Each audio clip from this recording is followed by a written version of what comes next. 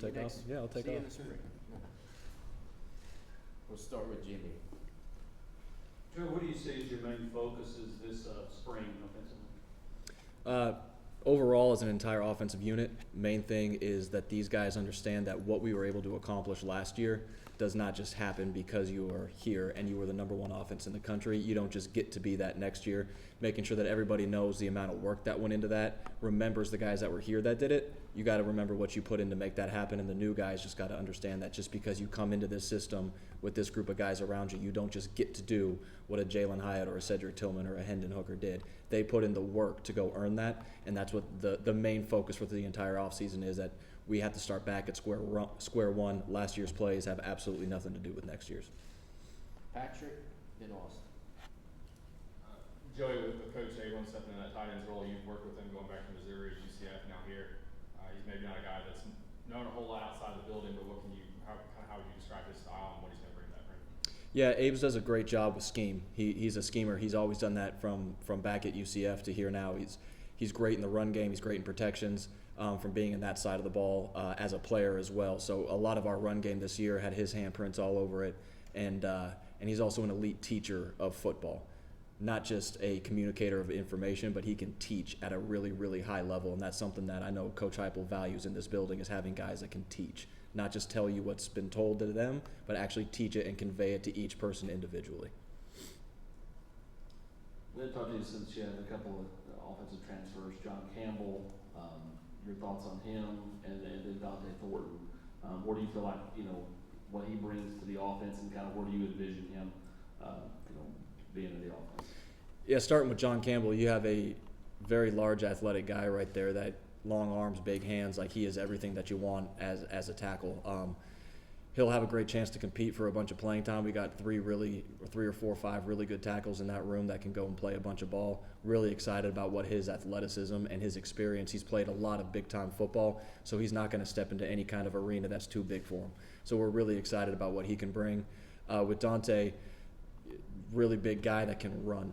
He's 6'4" plus, and he's the day he steps on the field, he might always be the fastest guy on the field. So that guy can really roll, and he does a great job of giving you position flexibility with what he's done. His ability to get in and out of breaks, he's fluid. He can roll over the insteps. He can do all of that type of stuff. He can read defenses from his time playing college football. So he gives you a chance to move him all over the field and create mismatches.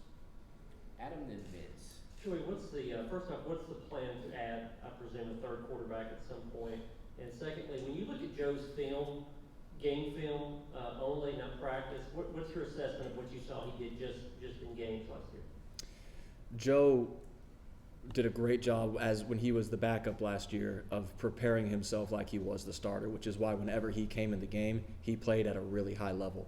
When he moved over to the starter at the end of the year, same type of guy. He didn't change. He wasn't like, okay, now I have to be different because I'm in that starting role. Like, hey, I'm a different guy now. I changed the way No, he's still him. He's still himself moving forward.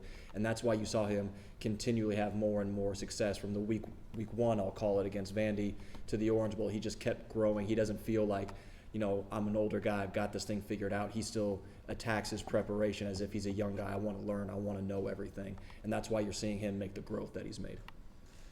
So in terms of play calling, your role, administrative things like that, how much did the Orange Bowl look like how it's going to be moving forward this season? Yeah, the Orange Bowl was still us. That's who we are. We're going to play with tempo. We're going to go vertical on people. We're going to dictate the pace of play. We're going to dictate what the defense can and can't do, when they can sub, when they can't. The aggression with what we attack with, we try to score from all over the field. One of our biggest sayings is it's really hard to score when you're not trying. So we try to score to the ball. Whenever we get it, we anticipate crossing the goal line with it. That is who we are. We're going to attack. That ain't changing. That's what we are. It's what we said we were going to be the first day we got here. Nothing of that is changing now. Britt, Ryan, and Austin. Joe, has anything changed for you the last month and a half since the Orange Bowl? I mean, I guess you're running the room now. Does that feel different? Have you had a couple of aha moments where everybody's like, oh, they're looking for me for like the answer or anything like that? Not maybe a little bit. It's been more, running the room, but the guys in there, it's been so communal in there from the very beginning. Everybody has a voice in that in it. Now at the end, Coach Heupel or myself has to make the final call. Okay, this is what we're ending up doing, but it's never been one guy talking and everyone else taking notes. it's always been extremely conversational. That's how the whole building is run. So as far as that one, it's been mostly on the recruiting side of now being responsible for the entire offensive side that you're recruiting, as opposed to just make sure you get your position, of having more phone calls to make, more contact to make with kids, and when they're on campus they have a coordinator meeting. So just there's a lot more to it on that side of the spectrum, as opposed to just being in the room and talking ball, which is what we do. Joe, obviously back-to-back off seasons, Coach Heupel's promoted from within to fill vacancies on the offensive side. What if anything does that say to you about his philosophy? You've been with him for a long time, about when it comes to promoting guys from within, and as opposed to going outside to Yeah. hire somebody else. I think it starts with what Hype expects from what we call the young coaching staff, the support staff on the side, is that they are coaches. They know football, they know how to teach, they know how to work, and they know what we do and how to do it at a high level. And that when he brings them in on the front end, he's not just hiring like helping hands. He wants to hire people that he sees being able to take that next step in the future. So it's not exclusively that way, but I think that's why you've seen that 2 years in a row, because he hired 2 young guys that he knew were elite at their position, and he got to see that firsthand for a year on one end and 2 years on the other end, and knew with a lot of confidence that they'd be able to step in and perform at a high level. Cam Sullivan's a different looking kid. He's a freak. Yeah, and so where do you kind of envision him starting this spring? And if it's tailback, how different is he compared to the rest of that room, just because he walks in the room physically bigger than most guys are after 10 or 2 or 3 years in the weight room? Yeah, he gives you a chance to do some really fun stuff. Obviously, with a young guy that's first time in the building, you got to be careful not to bog somebody down and overload them with everything you could do.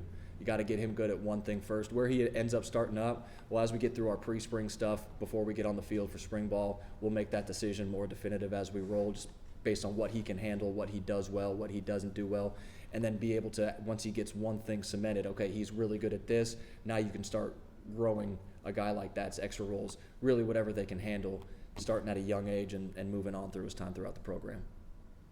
Vince and Jimmy. Joe, as you know, Nico was in an unusual situation where he got a chance to practice with you going into the bowl game, but then he went to play in the Polynesian Bowl. Can you take us through his experience there, and you guys being for him being able to go there and do that?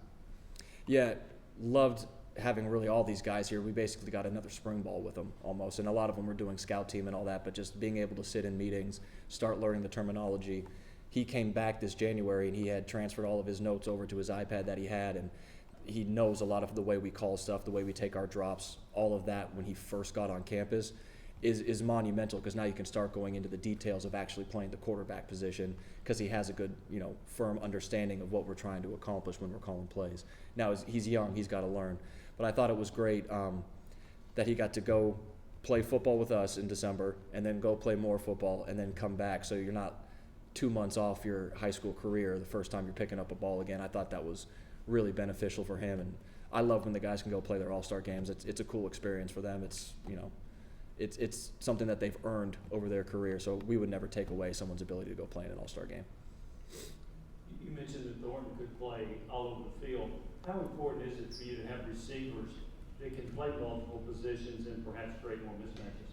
Yeah, that's big. Anytime you get, skill position players that can create matchup issues, whether that's size on a smaller DB or speed on a bigger, linebacker, it gives you an ability to create things that can create explosive plays in the offense that are outside your realm of what you typically do. And whenever you can put stuff like that on tape, I think you just become more and more difficult to defend. Your base stuff is still what you do. You got to operate that at a high level, but as soon as you can start getting in there and saying, okay, like, how do I get this guy on this guy and create a matchup in our favor? Now you're working with some stuff that can be some game-changing type situations, which you saw us do with Jalen Hyatt quite a bit last year, getting him on the right body, not just putting him on the same guy over and over, but we got him on a certain person specifically, and he was able to turn those into touchdowns a lot of the time. Coach Halzle, what's the biggest thing you learned or will take away from working under Coach Golish? Yeah, the biggest thing from Coach Golish, he's extremely organized and detailed about how he goes through really every aspect of this job, from organizing the staff room to organizing the unit meetings to organizing recruiting. Everything about that was not just shooting from the hip. So understanding that I probably don't even know everything that I don't know yet, just as long as you're detailed oriented and I know exactly how I want to go through everything, now it gives you a chance to get out ahead of those maybe mistakes that you would make as a first-time coordinator. We're like, oh man, I didn't see that one coming. So learning from him has been really big time as far as making sure you got all your ducks in a row and that you're ready to go, because the meeting's going to roll as you roll now. Joe, with Taven leaving, is there a need to go get a third scholarship quarterback, or can a guy like Gasser and AB be that guy for you guys? They're going to have a chance to this spring, absolutely. What with the transfer portal, you never know what's going to come in and out of your building anymore. So do you have to have a chance to be always evaluating? Yeah, absolutely. But we really like the guys in that room. We really like the guys. We have good players. We have good people that are smart and competitive and tough, and that's how we're trying to build that room. So, don't see a pressing need, but it could absolutely be one at some point. So I'm not going to sit here and say either way yes or no at this point. Carthy and Adam. Hey Coach, how did you find out that you were promoted, and what did that moment mean for you, having been part of this program? Well, Hype called me. He said, "Are you ready?" I said, "Yes, sir." He said, "Okay," and that was kind of the end of that one. But what it meant to me was, it's been fun moving up, because I've been with Coach Heupel my whole career, and I think for a lot of young coaches, sometimes it's hard to get out of that view as like a support staff type guy, and it was just getting moved into my first position job and then getting brought here and then getting bumped up to coordinator. It's just that he sees that I am doing it the right way and the way that he wants it done, and that he sees that I can be a benefit to the program, because if he didn't see it that way, it wouldn't have happened. He was not just doing it just to do it. So that was the biggest thing, is that he's instilling the confidence without having to give you like a pep talk, because he understands that this was the best thing for the program in his opinion.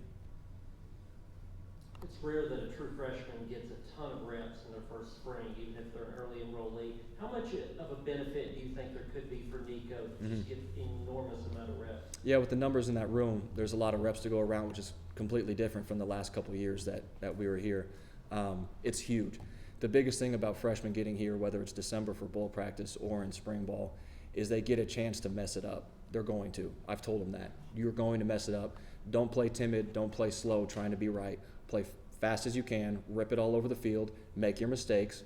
We'll come in the film room and we'll learn from them, and then we'll go back out there and try to make less each day as we're moving forward. But it gives you a chance that when fall camp comes around, they're not trying to figure out what to do.